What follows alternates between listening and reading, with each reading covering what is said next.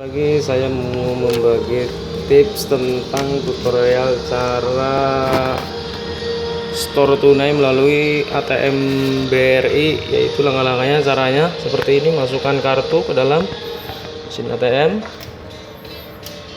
lalu akan muncul seperti ini. Klik Indonesia, pilih lanjutkan, lalu tekan PIN.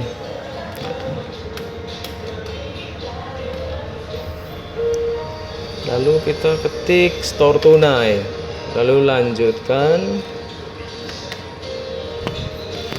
Nominal yang diterima 50, 100. Ini sebagai uji coba saya mau masukkan 100.000 ke sini. Nah, nanti akan tertutup sendiri. Lalu silakan tunggu transaksi Anda sedang diproses. Store, lalu kita pencet store. Nah, nanti akan keluar tampilan seperti ini. Nah, nanti akan bukti transaksinya akan keluar. Ketik transaksi lagi ya atau tidak, maka kartu ATM-nya akan keluar. Nah, mungkin tips cara pengambilan store tunai seperti itu. Terima kasih, selamat pagi. Jangan lupa subscribe, like, and share ya.